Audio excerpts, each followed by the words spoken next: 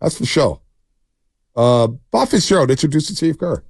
Steve will speak, Bob will speak, we'll take your questions.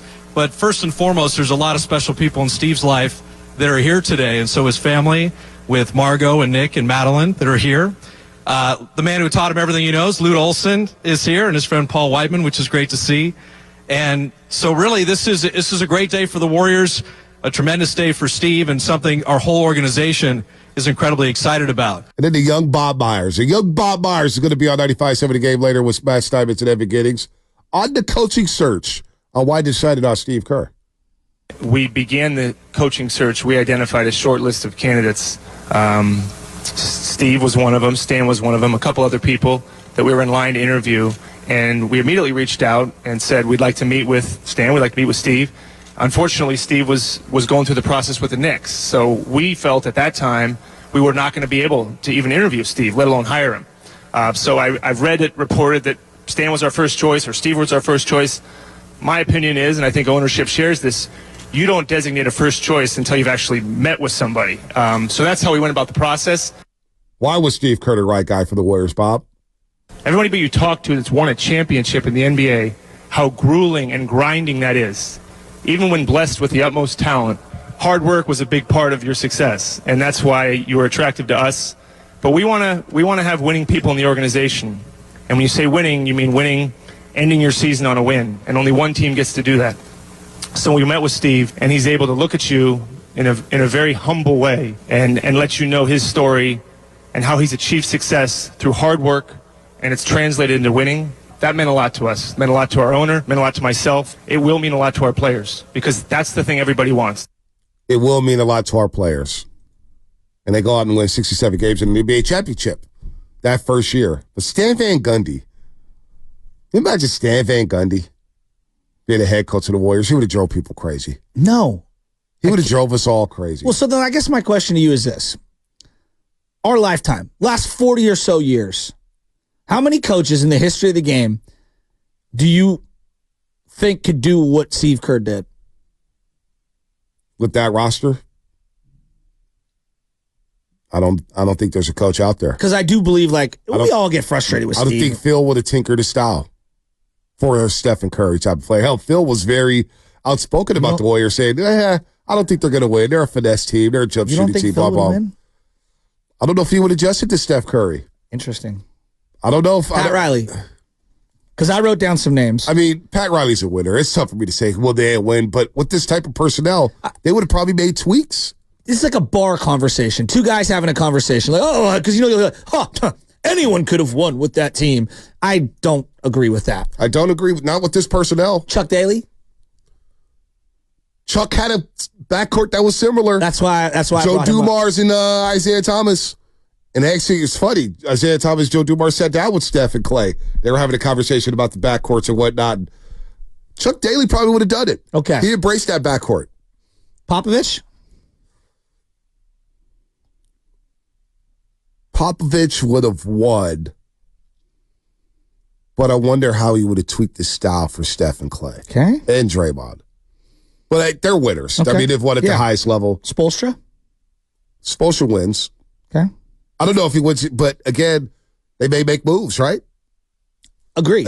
Having that same specific roster, but these guys are winners. I don't know about his tolerance level for Draymond because he seems to be very uptight. He might have had to have Udonis Haslem on the bench. I'm just asking at the NBA level because I think we could do this thing like, Coach K. I don't know. I didn't see him coach I don't know about Coach Cal and all these different guys from the college ranks. Right. Who are we omitting at the NBA level in the last 40 or so years? Casey Jones. You think he wins this way? I don't know if he does. He won with the Celtics. I'm glad you brought him up, He won with the USF Celtics. legend. I'm glad you brought him up. I'll throw Don Nelson in there. Okay, Don Nelson. I'll throw Rudy Tomjanovich. He's a two-time champ. Yeah, no doubt. And they were shooting a lot of threes with the Rockets. They were playing Hakeem down on the block. You had Kenny Smith. You had Mad Max. You had Robert Horry sitting there on the three-point line. Lenny Wilkins is a winner. He's a winner. He's got one championship with the Seattle Sonics. How about Larry Brown? Coached a lot of good teams. Cleveland, Atlanta. Larry Brown. I don't know if Larry Brown would have had the tolerance level. I agree. He would have wore on these guys. Larry Brown, I don't know if wins with this team. I don't think so. He's one and done. Jerry Sloan. I love Jerry Sloan. I see a lot of Clay Hornacek comps. I know people are going to laugh at that. No, Hornacek was good. Hornacek was a baller. Dude. Hornacek was a baller. I don't know if Jerry Sloan wins this team. Another name I'll give you. Yeah, give me. Paul Westphal. Okay. Phoenix Suns guy. That's it. Out of the box. Out of the box. So I like that. The reason why I bring him up. No, think about the way the Suns played up and down. Dan Marley, Kevin Johnson, Charles Barkley, Richard Dumas. They won 60-plus games in 3 straight seasons. They just happened to run into Michael Jordan and Hakeem Olajuwon in a 3-year stretch. And that did them in. So, I mean, we're listing all these great coaches. And Kerr's more accomplished than almost every one of them. Yep. Except Popovich and Phil Jackson, right? Of the last couple of years. I guess what I'm trying to do by process of elimination. Somebody texted Michael Malone. Get the hell out of here. What I'm trying to do by process of elimination is to explain. Doc Rivers. I mean, give me a break. That's like comparing Mike McCarthy to Andy Reid. I mean, give me a break. Give me a break. But I guess where I'm going at with this is that as you really start to put pen to paper and write these names down, Steve Kerr is on a very short list of some of the greatest coaches in the history of the NBA. Yeah. No, he is. He's the top 15 coach. But the way I hear Warrior fans talk about him at times, and again, I'm not saying every year you're Phil Jackson level, but we talk about him like he doesn't know anything. Now, we could argue with preferential treatment with certain players, rotations, things like that. Overall, it's been one of the greatest 10-year runs any of us has ever seen in any sport. Yeah, no, hands down. Hands down. Here's Bob Myers. Because the question I had when they hired Steve Kerr was, well, he's never done it before. Is he coming off of Mark Jackson, who with the 5-1-0, would Clay and Steph be the players without Mark Jackson? No, they wouldn't. They wouldn't. He instilled some principles in them they still have today. There's no doubt, but Kerr took them to another level. But here's Bob Myers back in 2014 on Kerr's lack of coaching experience. That was a question with a lot of Warrior fans. It was the question that rose up the most. Why you, and how you can overcome the lack of coaching experience. But the best thing I think I heard in that response, Mindy, was he didn't run from that. Steve said, I haven't coached before. I'm well aware of that. But I'm going to work hard and surround myself with people that can help me get better. And each and every day, I'm going to become a little bit better than the day before as a coach in this league. And we believe that. For us, it was the right answer. It was confidence combined with humility. And we love that combination of Steve. So he hires Alvin Gentry. You bring in Luke Walton. You have a very, very solid staff. Bruce Frazier, who's still along for the ride. He holds over Chris DeMarco, our buddy who's still an assistant with the Warriors. He was a holdover for the Mark Jackson staff. So he empowered his staff. Bringing in Ron Adams. Look, can't forget about Ron Adams. Ron Adams was a great addition to this roster, helping the defensive principles, having that mindset where the Warriors became a top 5 defensive team during this dynastic run. Here's Steve Kerr joining the Warriors team with the high expectations. I would much rather have talent and expectations than a low bar with a huge rebuilding process ahead. And so I understand the pressure. The most important thing that I've learned in sports is owner, GM, coach. That relationship between those three is critical. The relationship between those three will determine how you get through those bumps and through the adversity. So the last couple of years, that's a very interesting quote from 10 years ago. Yep. The last couple of years, I could make an argument the GM ownership, the roster they put together, and the coach playing certain guys, there hasn't been a good mesh. No. I think and I'm not, it's not life or death, but I don't think it's been perfect. No, it hasn't. Not even close to perfect. And I get it. When you have veterans who have won championships, it's hard to go away from them. It's hard to go away from them and trust guys who have never been in that position before. It is a very difficult process to navigate here. Steve Kerr's dealing with it. And I think he embraced it last year. Finally, I think he gave in. You saw Podziemski, who, by the way, made first-team All-Rookie. We'll get your thoughts on that. TJD just missed second-team All-Rookie team.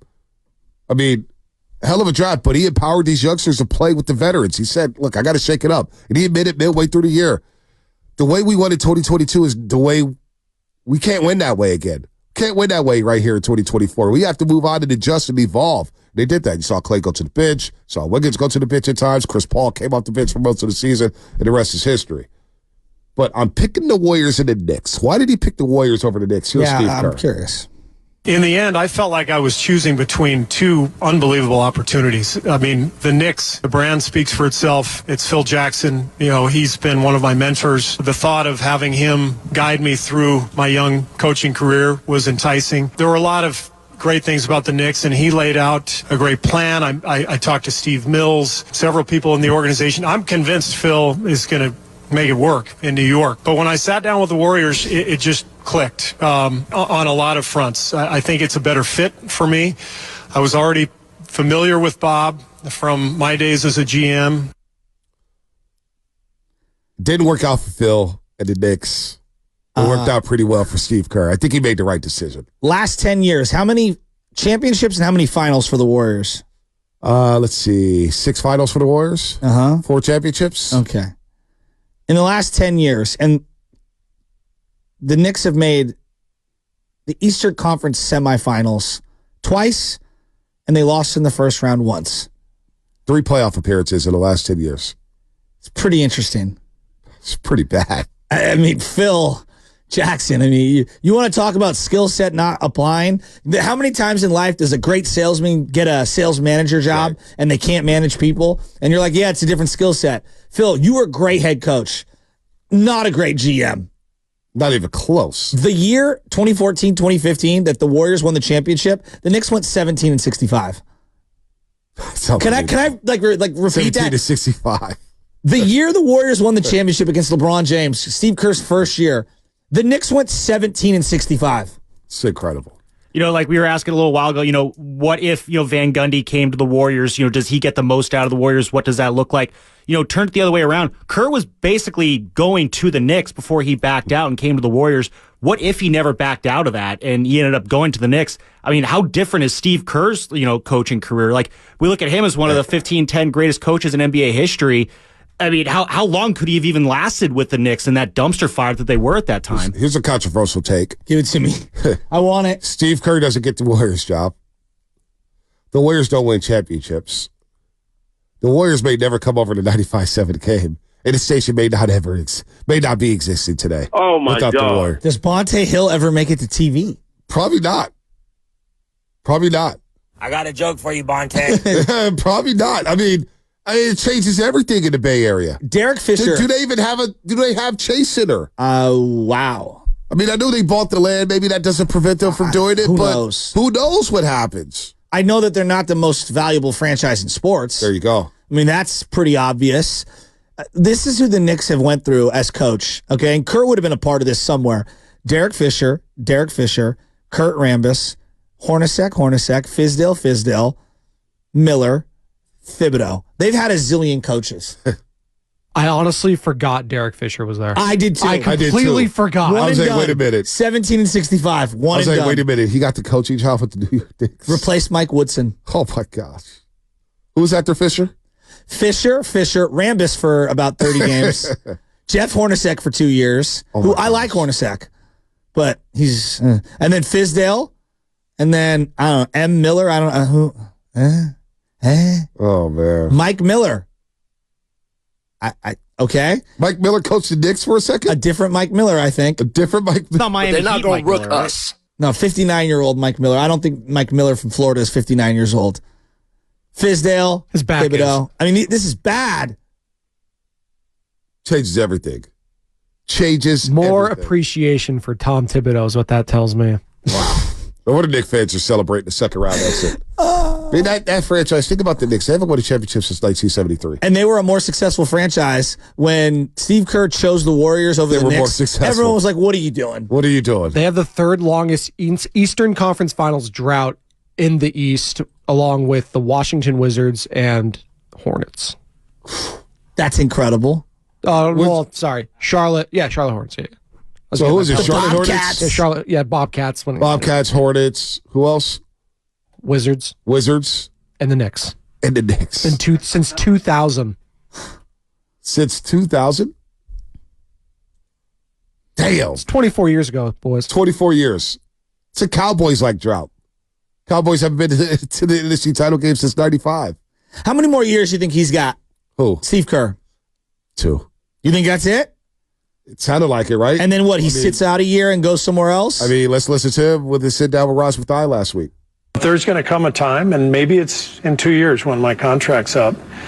Maybe that's the time where it's time for me to move on and time for the Warriors to seek new blood and new ideas. And we'll both know when that time comes. And I can tell you one thing, it will be a very amicable parting of the ways whenever that happens.